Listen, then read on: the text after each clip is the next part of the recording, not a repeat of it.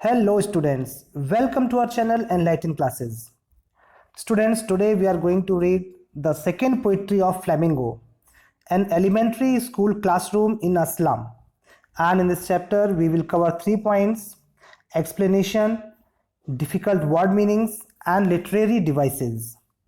Okay, one more thing, the poet of this poetry is Stephen Spender. So we are moving to the next. Now first one about the poet.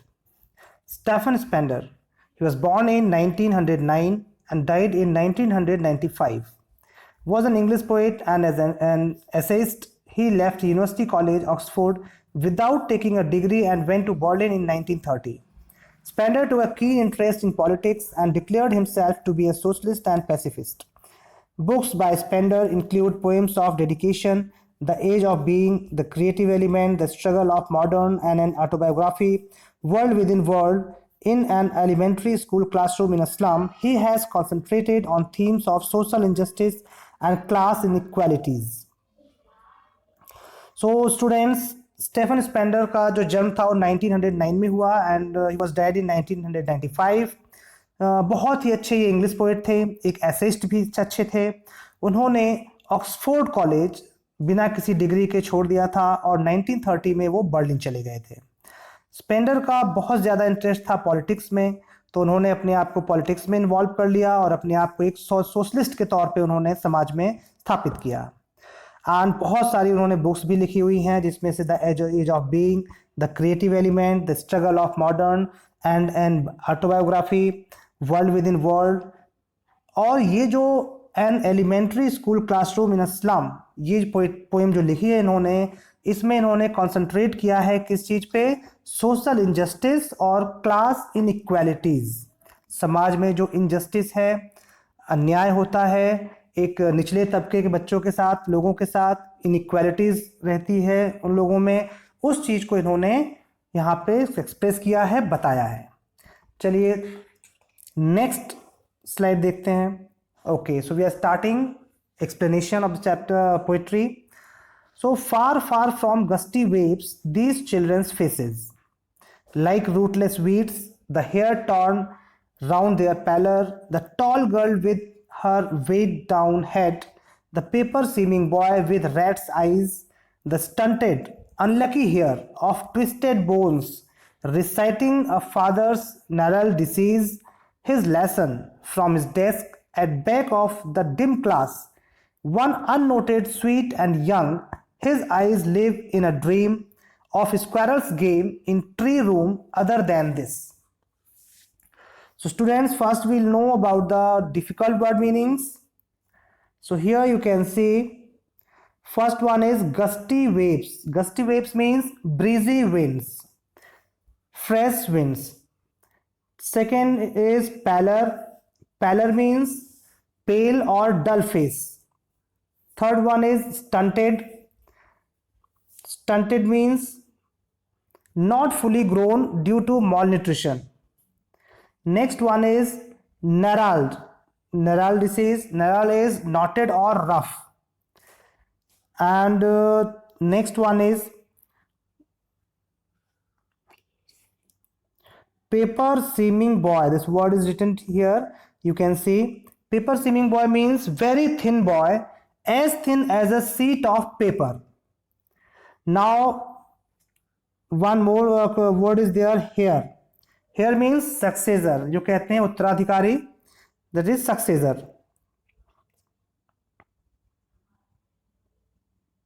Okay, so now we are starting the explanation. The poet describes the children who study in the elementary school which is setup in a slum area. ये एक plot, एक scene यहाँ पे दिखाया गया है. ये scene कैसा है? एक स्लम एरिया है जिसमें बच्चे हैं और एक स्कूल है. स्कूल का एक छोटा सा क्लासरूम है. उस क्लासरूम में सारे बच्चे बैठे हुए हैं. अब उन बच्चों के फेसेस कैसे हैं, उन बच्चों की कंडीशन कैसी है, इन सारी चीज़ों को पोएट ने यहाँ पे एक्सप्लेन किया है. तो फर्स्ट लाइन से स्टार्ट करते हैं. Far far from gusty waves these children's faces. ये बच्चे जो स्लम एरिया में रहते हैं, जो क्लास में बैठे हुए हैं, इन बच्चों के जो फेसेस हैं ये ऐसे लगते हैं जैसे ये फार फार बहुत दूर हैं, बहुत दूर गस्टी वेव्स से, ब्रीजी विंड से, यानी कि इनके चेहरों पे कोई एनर्जी नहीं दिख रही है. The poet describes the children who study in an elementary school which is set up in a slum area. The poet says that the faces of the children are dull and without any energy. कोई भी energy इनके चेहरों में नहीं है. They are not full of energy like other kids of their as.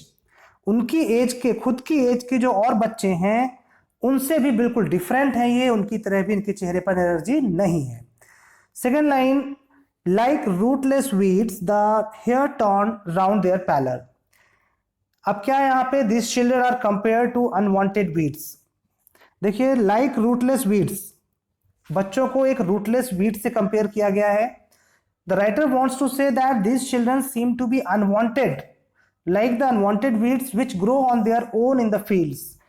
Unwanted weeds जो होते हैं, वीड्स एक जंगली घास होती है जो अपने आप कहीं भी उगाती है, जिसकी ज़रूरत नहीं होती फिर भी वो उग जाती है. तो उस तरह की जो घास है उससे कंपेयर करते हैं ये बच्चों के फेसेस को और बच्चों को. Their hair is not only neatly done, उनके जो बाल हैं वो भी अच्छे से बने हुए नहीं हैं.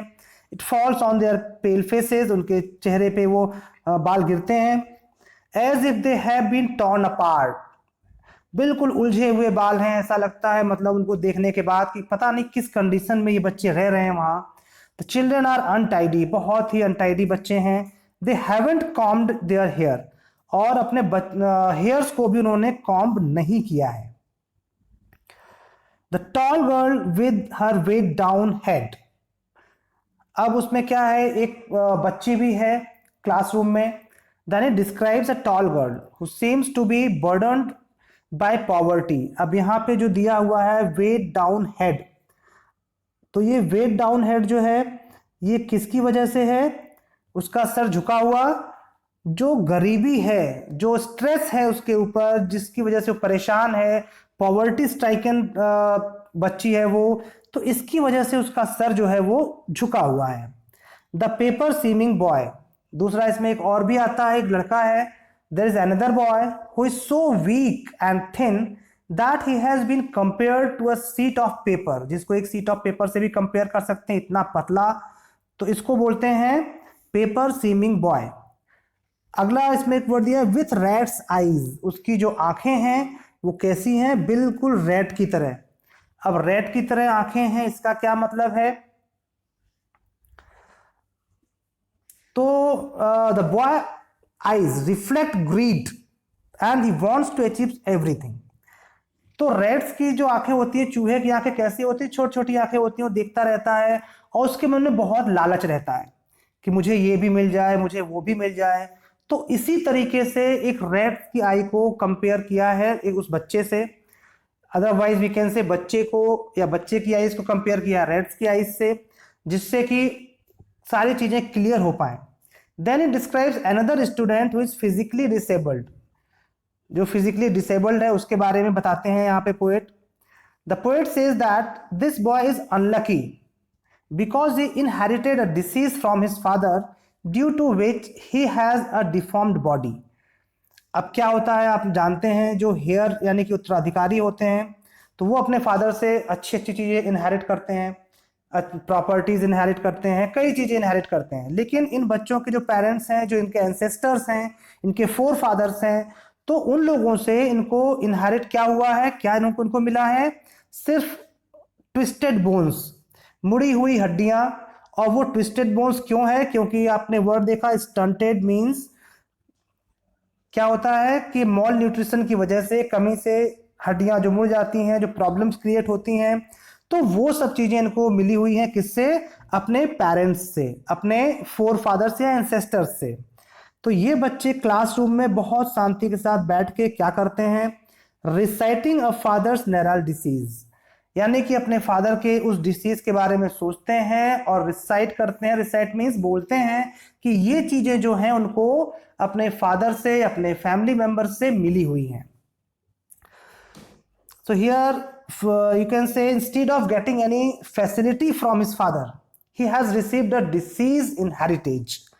कोई अच्छी चीज मिलने के बजाय उनको ये डिसीज मिली है अपने फादर से। His lesson from his desk at back of the dim class. अब देखिए यहाँ पे क्या है, this disabled boy sitting on his bench and is reciting his lesson. Bench पे बैठ के पीछे अपने लेसन को रिसाइट कर रहा है at the back of the class, class के पीछे। इन डिम डार्क एरिया, वहां का जो एरिया है बहुत ही डिम है, बहुत ही डार्क है। was a small boy who was not visible to the poet and he was sitting in darkness. The poet could see his eyes which were bright and full of a dream. वो बहुत darkness में बैठा हुआ है बच्चा, जहां तक रोशनी नहीं पहुंच रही है, पोएट को भी दिखाई नहीं दे रहा है, लेकिन फिर भी पोएट उस बच्चे की आंखों में उस ड्रीम को देख सकता है, उस सपने को देख सकता है जो उसकी आंखों में पल रहा है। Now he was not paying attention to the class. It seemed, अब वो बच्चा जो है क्या है, वो क्लास पे ध्यान बिल्कुल भी नहीं दे रहा है। क्यों?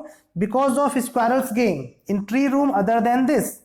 अब वो क्या है, बिल्कुल ध्यान क्यों नहीं दे रहा है? It seemed as if he was rather interested in playing with squirrels in the tree house. वो चाहता है कि जो ट्री है, स्क्वायरल्स गेम क्या होता है students? Squirrel game tree house, यानी कि आपने देखा होगा स्क्वायरल्स को, जो ट्री होते हैं, बाहर पेड़ लगे होते हैं घर के सामने या कहीं बगीचे में, तो वहां पे जो स्क्वायरल्स होती हैं उस ट्री के चारों तरफ घूमती हैं, ट्री पे चढ़ जाती हैं, उतर जाती हैं, ट्री में जो होल्स होते हैं उसमें चली जाती हैं। तो this is called squirrels game.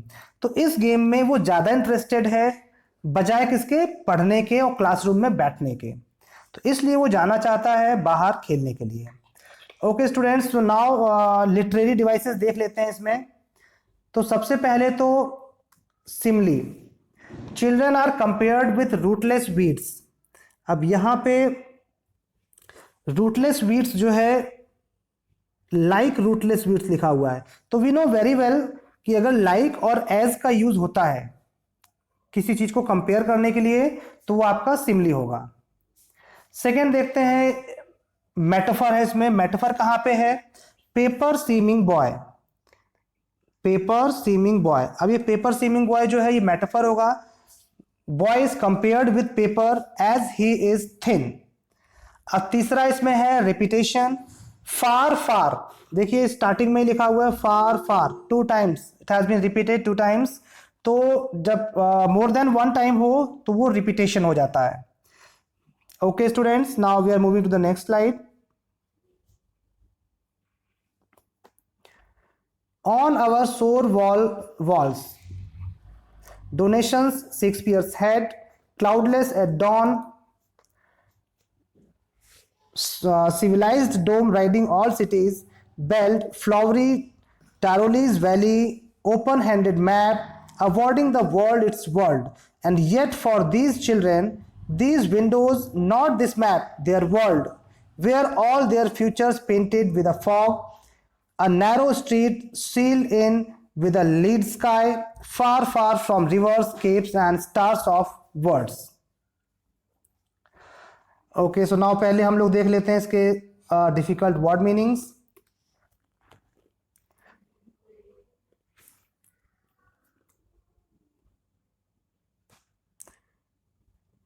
Okay, तो ये जो लिखा है फर्स्ट वर्ड सोर।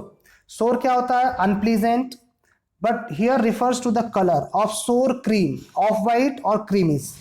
क्रीमिस कलर के बारे में बात हो रही है। Next is donation.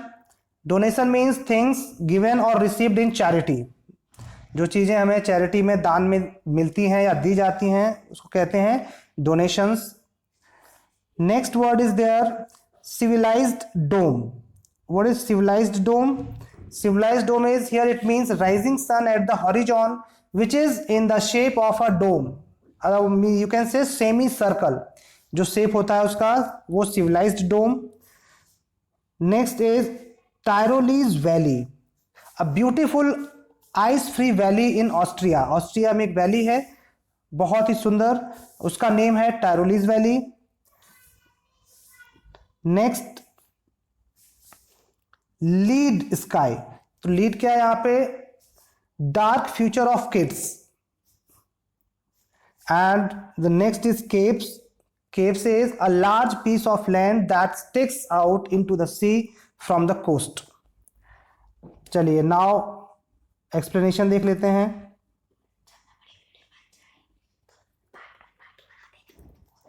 The poet describes the walls of the school. अब यहाँ पे poet जो है स्कूल के walls को describe करते हैं. They are cream in color, like the color of sour cream. Sour cream color के walls हैं. This means that the walls are not clean.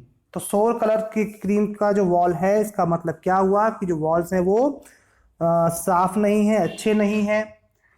They have not been painted recently. और वो paint भी नहीं हुए हैं. The walls are covered with different charts and images. और उस पर अलग अलग प्रकार के चार्ट्स और इमेजेस लगे हुए हैं. जैसे आपने देखा Shakespeare's head, cloudless at dawn, civilised domes, riding all cities, belled, flowery, Tyrolese valley, open handed map. तो ये सब क्या है, अलग अलग प्रकार के बहुत सारे चार्ट्स और पेपर्स लगे हुए हैं वहाँ पे. That must have been donated by different people. और ऐसा लगता है जो किसी व्यक्ति के द्वारा वहां पे डोनेट किया होगा. There is a picture of Shakespeare on the wall. Wall पे शेक्सपियर की फोटो लगी हुई है. His head, which is bald, looks like the rising sun at the horizon. At the time of daybreak, the sun is rising at the horizon and is semicircular like a dome shape. It seems to be behind all cities. There is a picture of the famous Tarolis Valley, which has beautiful flowers. बेल्ड यानी कि flowery, बहुत ज़्यादा सुंदर फूलों से सजी हुई ऐसी वैली है टारोलिस वैली. और क्लाउडलेस एट डॉन, जो आप लोगों ने देखी होगी, पिक्चर्स लगाते हैं जिसमें फ्लावर्स होता है, माउंटेन्स होते हैं, इस टाइप के जो पिक्चर्स लगते हैं वो. तो ये सारी चीज़ें जो क्लासरूम में सजी हुई हैं, ये उन बच्चों के लिए किसी मतलब की नहीं है. क्यों नहीं है? क्योंकि ये बच्चे जो हैं, इनको इतने ज़्यादा ये लोग परेशान हैं, इतनी ज़्यादा गरीबी में हैं कि इनको ये सब चीज़ों से कोई मतलब है ही नहीं. It seems to be behind all cities. There is a picture of famous Tyrolese valley. चलिए ये तो बता दिया हमने आपको. There is image of a map which helps all in its own way. अब देखिए open handed map. Open handed map क्या है? ये एक मैप है जिसमें वो कुछ भी देख सकते हैं, लेकिन ये मैप में, इस मैप में उनको उनका खुद का वर्ल्ड दिखाई नहीं दे रहा है. क्या मीन्स है? क्योंकि यहाँ पे जो पोएट ने जो बताया है कि बहुत ज्यादा ऐसी जगह पे इनका घर है, इनका स्लम एरिया है, कि वो स्लम एरिया इतना बैकवर्ड है कि उसको मैप पे बिल्कुल भी दिखाया नहीं गया है. Children, these windows, not this map, their world, where all their futures painted with a fog. अब their world is only what they see out of the window of the classroom. उनका world कहाँ तक है?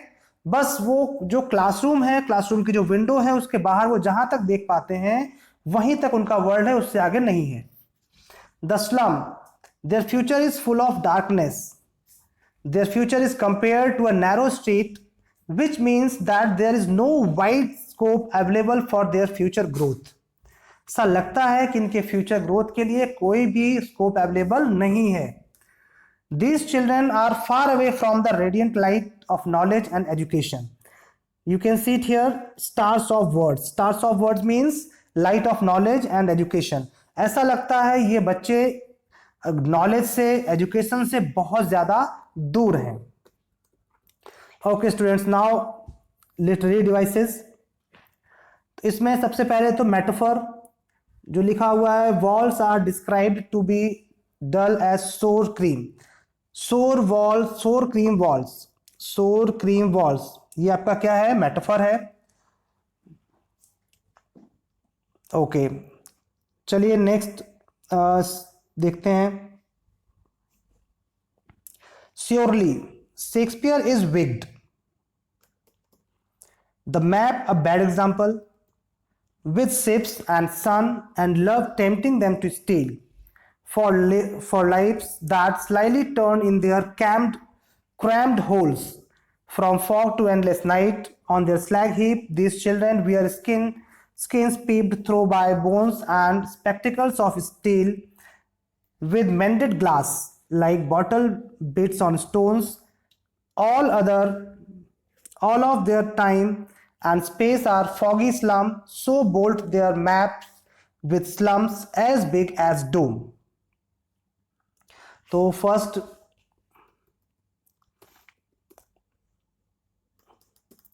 Surely Shakespeare is विग्ड। अब यहां पे poet क्या बताते हैं? The poet further says that these children living in the slum areas have faced so many hardships that they feel every other person to be their enemy. बहुत ज़्यादा परेशान हैं, दुखी हैं ये, और इनको क्या लगता है कि बहुत सारी इनके जीवन में हार्डशिप्स हैं। For them Shakespeare is an evil man.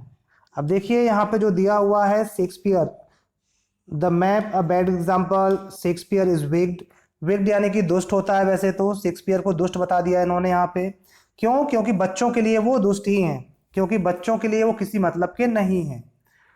और जो मैप बताया गया है, मैप ही इन बच्चों के लिए एक बैड एग्जाम्पल है, उसका भी कोई फायदा नहीं है बच्चों को। They don't find the map to be a good thing, उनको अच्छा मतलब कोई मतलब नहीं है उनके लिए। दे वर नेवर लाइक्ड और लव्ड बाय एनीवन, उनको ऐसा लगता है कभी भी उनको किसी के द्वारा प्यार नहीं किया जाएगा, किसी के द्वारा लाइक नहीं किया जाएगा। Therefore they hate almost everyone, जिसकी वजह से वो लगभग सभी को हेट करने लगे हैं।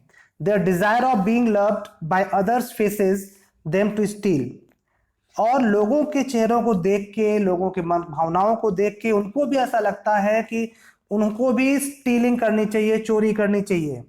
दे लिव इन स्मॉल होम्स, बहुत छोटे छोटे घरों में रहते हैं। फॉर लाइव्स, बहुत छोटे छोटे घरों में रहते हैं वो। And they have started adjusting to it, लेकिन इतने सालों से रहते रहते एडजस्ट करना वो सीख गए हैं, वो वहां पर रहना सीख गए हैं। Their life is going towards an endless night. Poet यहाँ पे बताते हैं कि उनका जो जीवन है, ऐसा और लग रहा है जैसे इनके जीवन में जो नाइट है वो एंडलेस हो गई है, उस नाइट का कोई अंत ही नहीं है।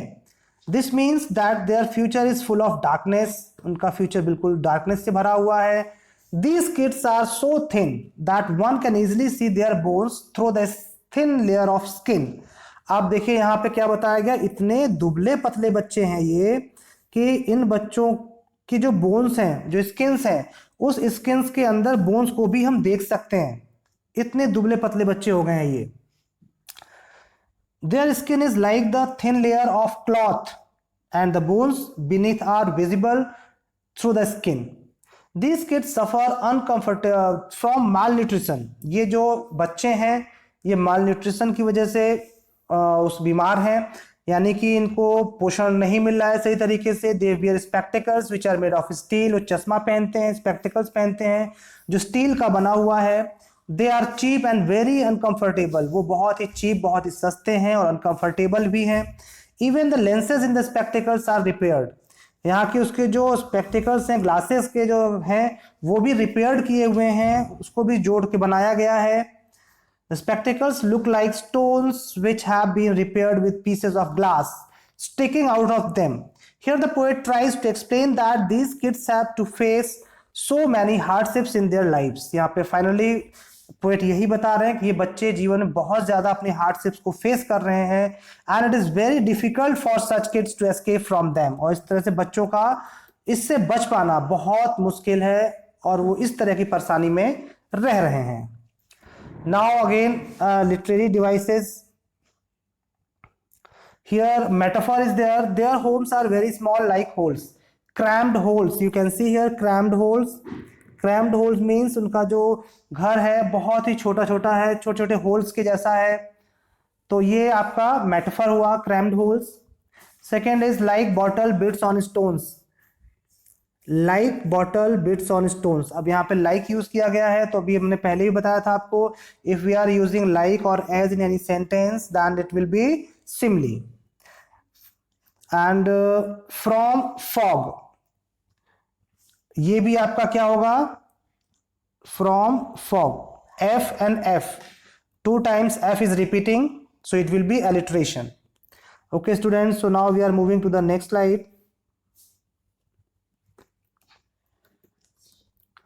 Unless governor, inspector, visitor, this map becomes their window, and these windows that shut upon their lives like catacombs Break, oh break, open till they break the town, and show the children to green fields and make their world run azure on gold sands, and let their tongues run naked into books, and white and green leaves open history theirs whose language is the sun.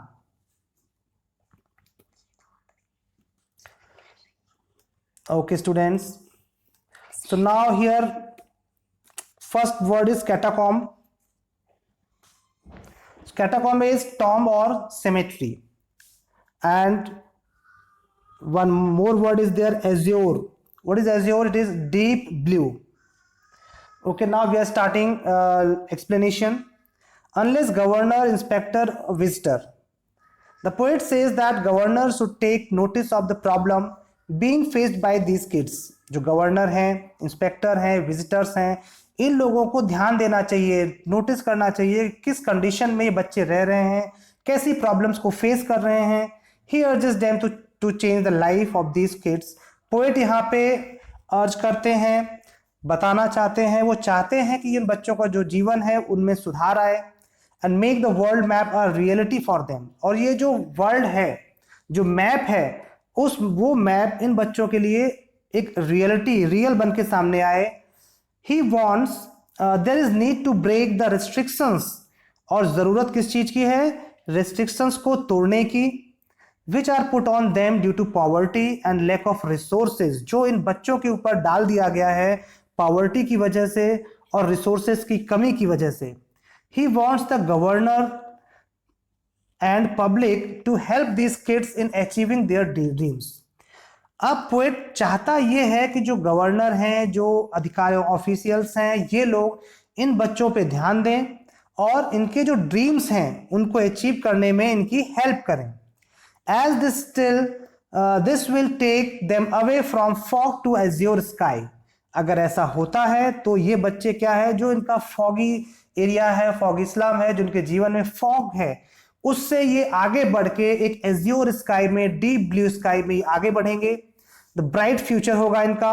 He wants these kids to experience the sense and the beauty of nature. वो चाहता है ये बच्चे जो हैं experience करें किसका? Sense का एंड ब्यूटी. सेंस मीन्स बाहर निकल के आए, बीच पे आए, सन हो, सैंड हो.